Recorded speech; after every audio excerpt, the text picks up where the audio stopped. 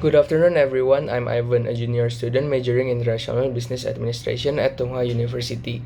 In this video, I'm going to talk about a movie that I watched called Ray. Ray is a movie produced by Bristol Big Production in 2004, starring Jamie Foxx as the main character. The movie is about the story of life and career of legendary rhythm and blues musicians called Ray Charles Robinson. The movie is good. It is a mix between music, culture, and everyday problems that happen around us. So for those of you who haven't watched the movie, I recommend you to watch it.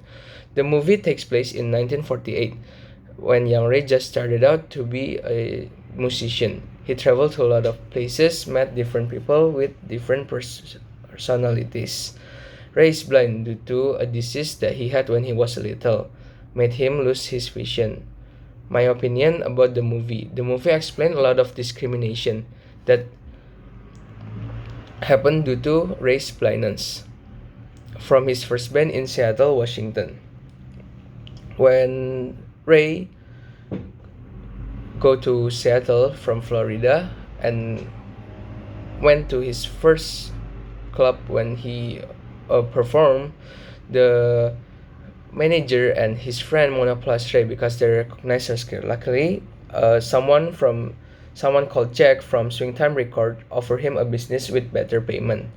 Under Jack, Ray have another group that work with Ray together. But sadly, in this group, Ray also got discriminated. For example, after performance, his friends usually spending time together, but they often left Ray behind. The second example, they did not let Ray to use the toilet and told Ray to use women's toilet instead. And the climax of this group when Ray felt like he got cheated by this group because of his shares, and then he quit this group. In 1952 at Harlem, Ray met Ahmed, a Turkish from Atlantic Record. This is the turning point of Ray's life. Ahmed is a good person who taught Ray how to think different. And in the studio, Ahmed is the one who led Ray to be original, because before, Ray is only sounded like another musician. In Harlem also, Ray met the love of his life, Miss Antoine, that sooner he got married and have a baby. In the performance, Ray produced a mix between gospel and R&B songs, which some people rejected at that time because some people thought it was unethical while others still enjoying it. Due to his occupation, Ray often goes on a road trip to perform at other places, and also he had some women sleep with him whenever she goes somewhere because of other singers that he picked from his band. At this moment, Ray already addicted to drugs. After jumping from one place to another, Ray's name became famous and attracting to bigger record company, and a lot of production started to recognize him.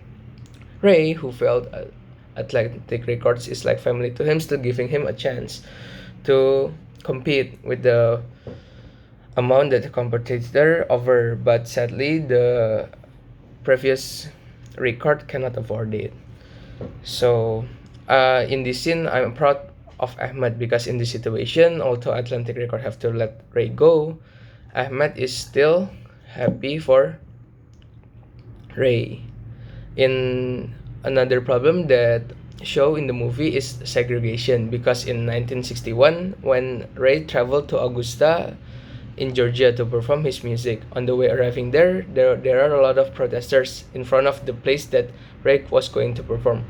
But at that time, Ray doesn't seem to care about the protesters because he goes there only to perform his music. But then he enlightened by one of the protesters' word, because the place that Ray was going to perform only accept white people on the dance floor. And after he got the enlightened, he canceled the performance and he told that he will not perform if there is segregation. After the impact of what he did, to the music company at that time was so big, like the music company have to pay fine.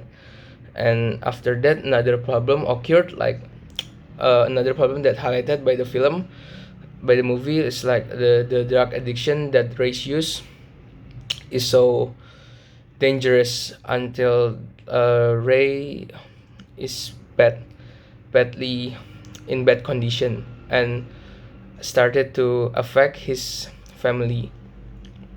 Ray decided to quit and throw it all away, and he fully recovered. And in 1979 at Georgia, Ray finally got unbanned by the government and allowed to perform again in Georgia. Over the next 40 years later, Ray became one of the world's most beloved entertainers. That's all for me. Thank you.